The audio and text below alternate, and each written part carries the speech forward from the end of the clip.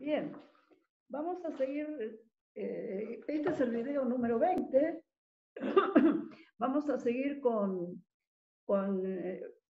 esta unidad donde abordamos cuentas nacionales, teoría macroeconómica, el sistema macroeconómico, y en este video vamos a comentar un material que está en la bibliografía, Economía, el libro de Chang, el capítulo 6. Nuestra intención es trabajar acá, comenzar a trabajar en una primera etapa los conceptos de los flujos que veníamos manejando, de los flujos de ingreso, de valor agregado, de producto, irlos precisando hasta llegar a la nomenclatura que utiliza habitualmente las cuentas nacionales. De manera que vamos a ir presentando estas variables macroeconómicas para que en conjunto razonemos cómo se construye una variable macro y le vamos a ir dando detalles, agregando detalles para hacerla precisa, cómo se debe medir. Bien, entonces los primeros comentarios son muy interesantes, les recomiendo la lectura de este capítulo 6 del libro de Chang, porque tiene una manera de tratar los temas donde ubica las cuestiones, se desplaza desde los modelos abstractos hacia la realidad, y esto es muy importante. Habla del concepto de Producto Interno Bruto, que es el concepto que vamos a utilizar, a trabajar este video, y ubica qué es el Producto Interno Bruto. Bueno, es una cifra, una cifra expresada en alguna moneda, libras, dólares, pesos, una medida de la producción de un sistema económico. El flujo de producto que nosotros habíamos descrito, de bienes y servicios finales que habíamos descrito, ahora le estamos dando un nombre más preciso, Producto Interno Bruto. Entonces decíamos que es un valor expresado en pesos, en unidades monetarias, de todo lo que se ha producido en el espacio geográfico de un país en un periodo de tiempo determinado. También se puede medir mensualmente, trimestralmente, semestralmente. Hay una cuestión acá que me interesa señalar. Estamos entrando a entender ahora, a través de esto, lo que en términos técnicos se denomina una variable flujo. ¿Qué es una variable flujo? Es el valor de algo que debe medirse en el transcurso de un periodo de tiempo porque fluye. El ejemplo más claro que tenemos es el agua de un río, por ejemplo. ¿Cómo medir el agua de un río?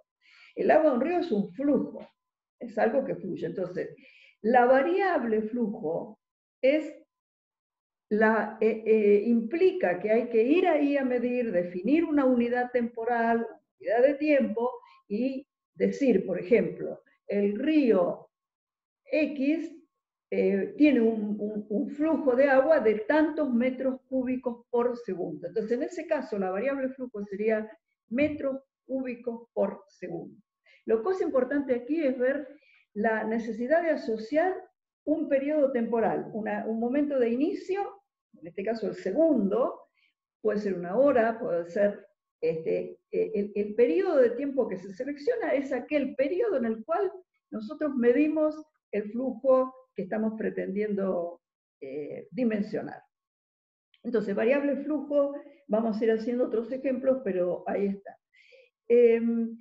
Obviamente ya a esta altura conocemos la igualdad entre producto y valor agregado, o valor añadido, como dicen algunos textos, y el cómputo de los insumos intermedios. También el tema hemos introducido en el ajuste de esta variable a la cual queremos llegar, cómo se mide el flujo de producción de un sistema económico. Definimos entonces que se mide anualmente, trimestralmente, semestralmente, mensualmente, es decir, lo importante es la definición. Si ustedes recorren la página del INDEC, ahí podemos tener cifras trimestrales, anuales del Producto Interno Bruto de Argentina. Este ejercicio lo vamos a ir haciendo posteriormente. Vamos entonces ahora a la definición de trabajar un poco la idea de Producto Interno. ¿Por qué interno? Interno, ¿qué quiere decir interno? Que está dentro, ahí acudimos a un concepto geográfico. Las fronteras geográfico y también jurídico, ustedes que van a ser abogados, geográfico y también jurídico, porque estamos aludiendo para definir lo que es interno, quiere decir dentro de las fronteras de un país. Aquí en la Argentina, el Estado, Ministerio de Economía y sobre todo el INDEC, miden el Producto Interno de Argentina, pero los sistemas estadísticos provinciales, que en Río Negro, miden también el Producto Interno de la provincia, es decir, el valor de lo que se produce en un periodo de tiempo dentro de los límites geográficos de la provincia de Río Negro o de la provincia de Neuquén. Bien, ahora, ¿por qué esto es importante? Ahí si ustedes empiezan a imaginarse el territorio de la Argentina y en muchas empresas produciendo ahí, ahí se nos produce una primera cuestión. Sí, pero aparece un tema de quiénes son los actores sociales y agentes económicos que producen. ¿Por qué? Bueno, a medida que la producción se ha transnacionalizado en el mundo, este concepto jurídico de nación que nosotros usamos para delimitar el Producto Interno Bruto, empieza a tener problemas. ¿Por qué? Porque hay muchas empresas que producen en un territorio, pero su capital en términos de propiedad, de origen, ahí podemos pensar una serie de factores a considerar, proviene de otro país. Digamos, estoy aludiendo para concreto a las empresas transnacionales o multinacionales, que son grandes bloques empresariales de producción que atraviesan las fronteras de los países. Entonces, ¿qué pasa? ¿Qué pasa al medir el Producto Interno de un país? Que vamos a computar ahí con un sentido geográfico lo que estas empresas o agentes o personas producen siempre y cuando la producción esté en el territorio. Y vamos a hacer abstracción del tema de quién produce, cuál es su nacionalidad, cuál es el origen de su capital. Esto lo vamos a comentar más tarde. Entonces, esta aclaración y me permite pasar a diferenciar producto interno de producto nacional. Producto interno sería el valor monetario de todo lo que se ha generado al interior de un territorio, y producto nacional sería una variable más compleja porque debemos contar con un procedimiento para primero atribuirle una nacionalidad con algún criterio a las empresas que están en el territorio, y tendríamos que hacer dos operaciones. Sacar de la cifra de Producto Interno aquello que ha sido producido en el territorio, pero su propiedad, su titularidad no corresponde a nacionales del territorio. Y además deberíamos incluir también el producto de empresas nacionales que se ha generado, por ejemplo, en Brasil. Hay empresas argentinas que son sociedades anónimas formadas en Argentina, podríamos decir que desde el punto de vista jurídico son argentinas, y sin embargo producen, su proceso productivo se lleva adelante en cualquier otro lado del mundo. Entonces, este es el planteamiento del problema. Yo quiero que nos imaginemos un conjunto de países y esta diferencia entre el criterio territorial que estamos tomando para el Producto Interno y el criterio de nacionalidad, vamos a denominarlo de alguna manera, o de residencia. Ahí hay cuestiones jurídicas, por eso es importante que esta diferenciación ustedes la computen, porque como abogados tienen que saber con qué criterios se imputa y se adjudica el tema de nacionalidad. Entonces, este es el planteo de la situación de la diferencia entre nacional e interno. Vamos a seguir trabajando este tema, lo estamos introduciendo. Está muy bueno en el libro de Chan, que él hace un análisis de cómo la diferencia entre producto interno y producto nacional varía según sea la estructura económica de los países. Por ejemplo, los países que tienen empresas, como Estados Unidos, por ejemplo, empresas, o China, que tienen empresas que producen en todo el mundo, es probable que tengan, seguramente van a tener un producto nacional mayor al producto interno. ¿Qué quiere decir? Que generan más en otros territorios, generan un plus por sobre lo que generan en su propio territorio. Y lo que las empresas extranjeras generan en el territorio de Estados Unidos no es una cifra significativa. Entonces, seguramente en Estados Unidos el Producto Nacional es mayor al Producto Interno. En otros países transnacionalizados, con economías transnacionalizadas, sucede al revés, como en el nuestro, donde el Producto Interno es mayor que el Producto Nacional. Hay un drenaje, hay un flujo de dinero que corresponde al valor de lo producido en el territorio nacional y que, sin embargo, corresponde jurídicamente, es propiedad de personas físicas o jurídicas ubicadas fuera del territorio, que no son nacionales. Bueno, qué sé yo, podemos buscar más ejemplos. Y aparece ahí un tema que yo quería resaltar en este video particularmente, que es, una vez que establecemos las diferencias de criterio entre lo que es Producto Interno y Producto Nacional, aparece otra cuestión que es cómo se valoriza esa producción.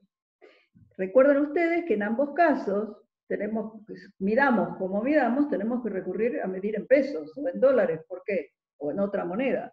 ¿Por qué? Porque el flujo de producción, el flujo de valor agregado está compuesto de mercancías muy disímiles, cuyas unidades físicas hacen incompatible la posibilidad de sumatoria. O sea, no puedo sumar toneladas de trigo con barriles de petróleo, con unidades de automóviles, etcétera. Bien.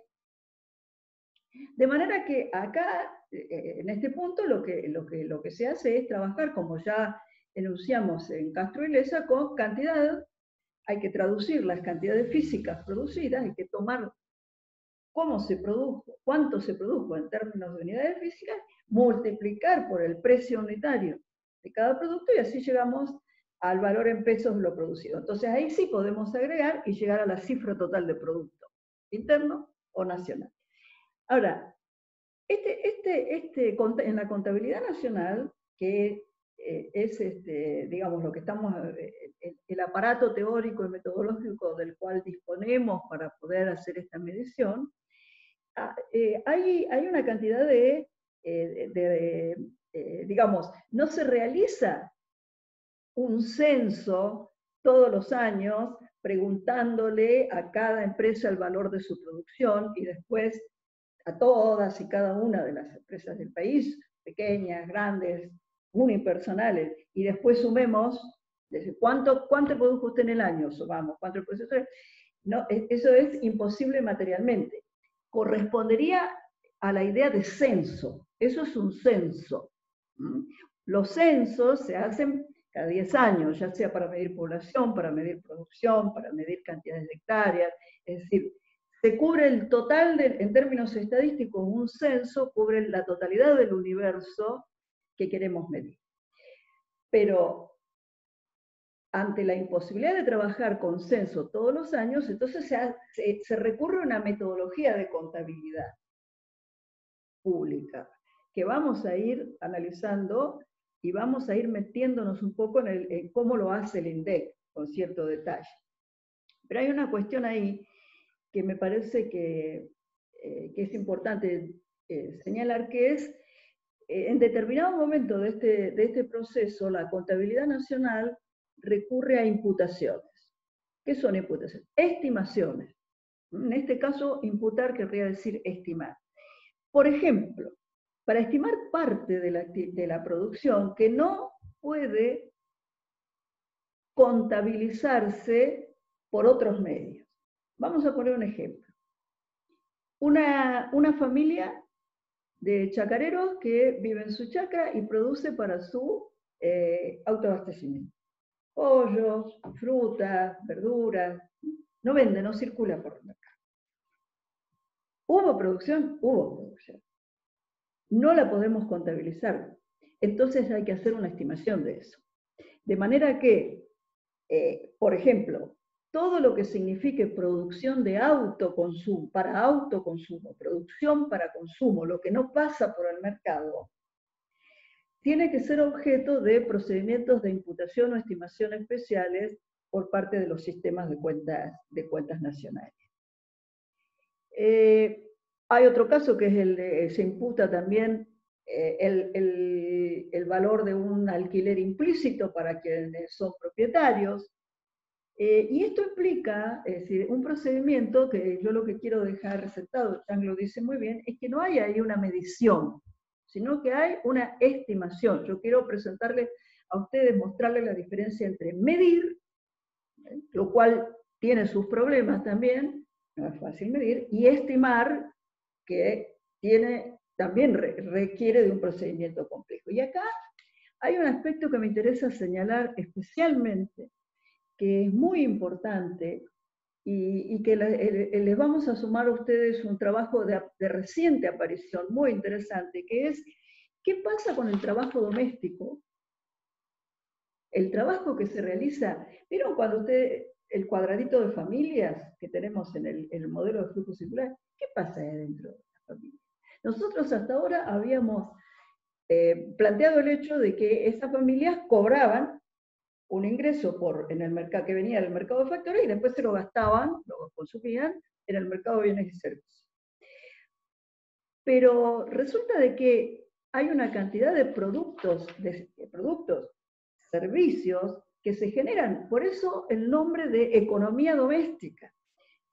Cocinar, limpiar, cuidar a los niños, cuidar a las personas que tienen problemas, cuidar a los ancianos. Esto no se registra. Normalmente no se registra de una manera incompleta en el Producto Interno Bruto. Y fíjense ustedes que yo quiero señalar algo muy importante acá, que es la vinculación de este fenómeno con lo que se denomina la economía feminista. ¿Por qué? Porque la gran mayoría de estas tareas, la parte principal de estas tareas la realizan mujeres, es realizada por mujeres. Todos estos servicios forman parte de una cantidad de servicios que no transitan por el mercado, por ende no tienen una retribución. A veces se terciarizan cuando se contrata a una persona para que realice tareas en el hogar. Entonces ahí sí hay una estimación, porque hay un mercado, hay una transacción, hay una contratación. Pero normalmente gran parte de estas tareas aparecen sin computar. Y la economía feminista tiene en uno de sus razones, de sus planteos, uno de sus fundamentos es que esta actividad económica implica ni más ni menos garantizar la subsistencia. No solamente la subsistencia de la familia como unidad de consumo, sino de la familia como unidad que después va a ser contratada para trabajar. Entonces, cuando una empresa contrata a un trabajador, la subsistencia de ese trabajador, además del salario que cobra, corre por cuenta de quien toma ese salario o no y realiza todas estas tareas que de alguna manera garantizan el nivel de subsistencia de los trabajadores. Entonces es un tema que es muy importante. Bueno, les quería contar que en Argentina hay una estimación muy reciente, un informe que los vamos a colgar, lo vamos a poner en la página para que ustedes lo puedan leer, donde se estima que el valor de estos servicios ronda el 16% del Producto Interno de nuestro país. Bien, el otro aspecto que quería señalar es, y me parece bien que en este capítulo de Yang que está muy bien explicado, es qué pasa con la distribución, qué pasa con el PIB, el Producto Interno de todos los países. Bueno, imagínense ustedes que es importante. ¿Por qué es importante arribar a una medición de lo que sería el Producto Mundial? Todo lo que se produce en todo el planeta en un año. Bueno, si bien esto resulta difícil, ¿se imaginan ustedes si en el marco de un territorio es complicado detectar procesos productivos que no pasan por el mercado y por ende no se registran? Esto a veces se denomina economía informal, por ejemplo. Informal, fíjense ustedes el término informal alude a que no hay una transacción formal en el mercado. Cuando una persona que vende en la calle, por ejemplo, forma parte de la economía informal o no formal, es una forma compleja de decir que en realidad lo que se está diciendo es que existe la producción, existe el servicio, existe el trabajo, no más que como no pasa por el mercado formalmente, pasan dos cosas: no pasa por el mercado, entonces, o pasa por un mercado que no se registra. Entonces, al no poder registrarse, porque no hay factura, no hay formalidad, toda esta parte también del sistema productivo aparece sin computar. Según cifras que hemos estado buscando para ustedes, en el año 2019 hay estimaciones de 87 millones de millones, es decir, billones de dólares, 87 billones de dólares, sería el valor estimado que algunas cifras encuentran para el Producto Mundial. Es interesante ver cómo aportan, qué porcentaje aportan los distintos países, las distintas economías, a ese porcentaje, a esa cifra global, porque nos da una primera idea de un orden de magnitud de las economías. Es decir, hay países como por ejemplo Estados Unidos, en el año 2010 producía 63, en el año 2003 la producción mundial era de 63 billones de dólares y Estados Unidos superaba el 22% de esa cifra. Y fíjense, China superaba un poco, China el 9% de esa cifra, Japón casi el 9%, Alemania es un 5% de esa cifra, Alemania es el 5% del Producto Mundial, Francia el 4%. Esto lo podemos hacer, lo podemos volver a mirar ahora, y si lo miramos ahora, 10 años después, vamos a ver que los porcentajes se han alterado porque el porcentaje que representa Estados Unidos es menor y el porcentaje que representa China es superior. Pero simplemente para tener una idea de para qué sirven estas mediciones, porque esto da una idea también del poder geopolítico, económico de las distintas potencias. Fíjense ustedes que, bueno, a partir de ahí se hace un ordenamiento que ustedes pueden encontrar en las páginas del Banco Mundial, en las páginas del Fondo Monetario. Si ustedes les recomiendo que googleen un poco y traten de buscar esto. ¿Cuál es la producción de distintos países, desde los más importantes a los más pobres, digamos, o los que tienen menor capacidad productiva? Bueno, obviamente, después esta cifra por país ponderada por la cantidad de habitantes nos da una idea de cuánto produce un país por cada uno de sus habitantes. Esta es la idea de ingreso per cápita o producto per cápita Porque obviamente si un país produce 10 y tiene 10 habitantes, no lo mismo si uno produce 10 y tiene 2 habitantes, ¿no? Entonces, ahí está la... les estoy presentando distintas alternativas y formas de utilización. ¿Para qué sirve este concepto de Producto Interno, Producto Nacional? Ahora, sigamos avanzando un poquito más en lo que queda del video, en el objetivo principal de este video, que es tratar de explicar, de avanzar en la explicación de la diferencia entre interno y nacional. Entonces, fíjense ustedes que si lo miramos desde la perspectiva de la igualdad, de nuestra igualdad macrocontable, macroeconómica fundamental, donde decíamos que el producto es igual al valor agregado, es igual al ingreso, recordamos nuestro modelo de flujo circular y vemos que ese flujo tiene la misma magnitud bajo ciertas condiciones, podríamos decir que lo que sucede es que cuando miramos las empresas de un país y miramos las familias de ese país, lo que va a suceder, y ahí sí ya estamos superando, aunque sea en un pequeño primer paso, el modelo cerrado para empezar a pensar lo que es el modelo abierto macroeconómico, nos vamos a dar cuenta que hay familias que reciben ingresos y no han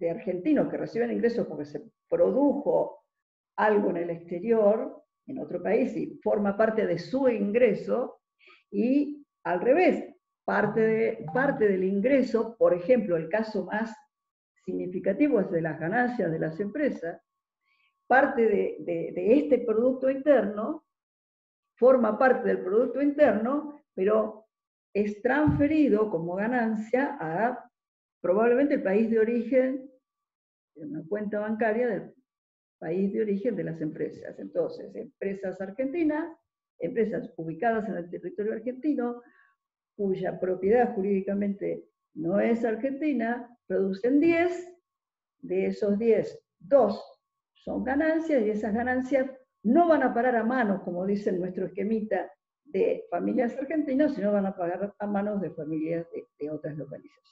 Esta es otra manera que tenemos de ver, empezar a ver la diferencia entre el ingreso nacional o renta nacional y el ingreso bruto, que sería el igual al producto bruto.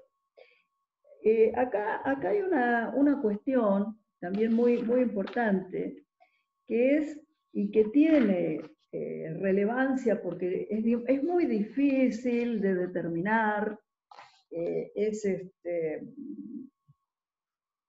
tiene ribetes jurídicos, y por eso lo citamos, que para poder avanzar en este cómputo, por un lado, Producto Interno, y por otro lado, ingreso nacional, es decir, lo que producen las empresas en el territorio, y la diferencia, qué es lo que pasa en el mercado de factores, dado que el valor de lo que no todos los factores contratados corresponden a familias que están en este territorio, ahí el dibujo que nos podemos hacer es decir, este modelo de flujo circular,